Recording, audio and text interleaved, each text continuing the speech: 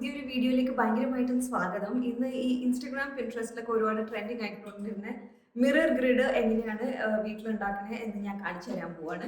ഇതിന് 3 സാധനങ്ങൾ വേണം. ഒന്ന് ഐക്കിയുടെ ബ്ലോഡ്ലിൻ മിറേഴ്സ്, അത് it comes in lots of 4. അപ്പോൾ ഞാൻ 5 സെറ്റ് വാങ്ങിയിട്ടുണ്ട്. പിന്നെ വേണ്ടത് അതിൻ്റെ കൂടെ തന്നെ വരുന്ന സ്റ്റിക്കേഴ്സ്.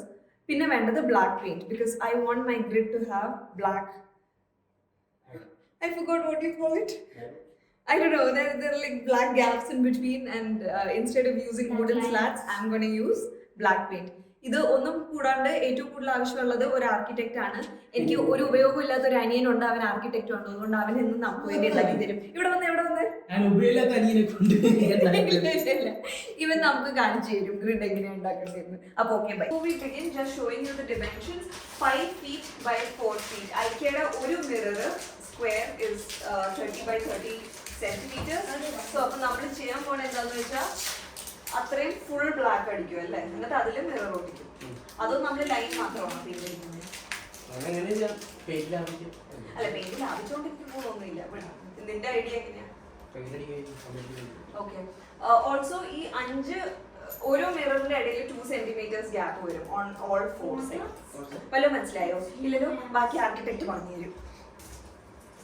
ഒരു മിറർ എന്ന് പറയുമ്പോൾ 30 സെന്റിമീറ്റർ ഉണ്ട്.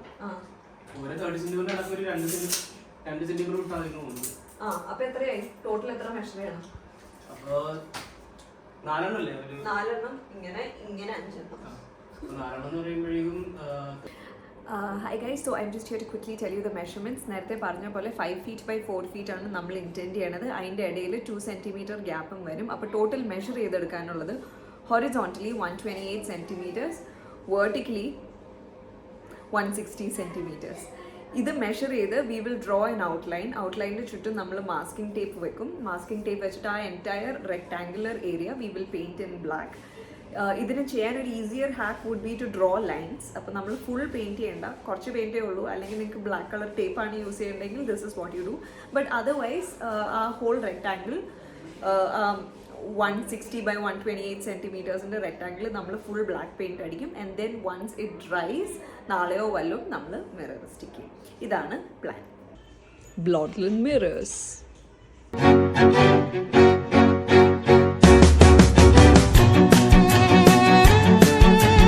ആർക്കിടെക്ട് പെയിന്റ് അടിച്ചിട്ട് എത്ര നേരം വെയിറ്റ് ചെയ്യണം? ഉണങ്ങണ വരെ വെയിറ്റ് ചെയ്യണം. അത് മനസ്സിലായി. എത്ര സമയം വെയിറ്റ് ചെയ്യണം?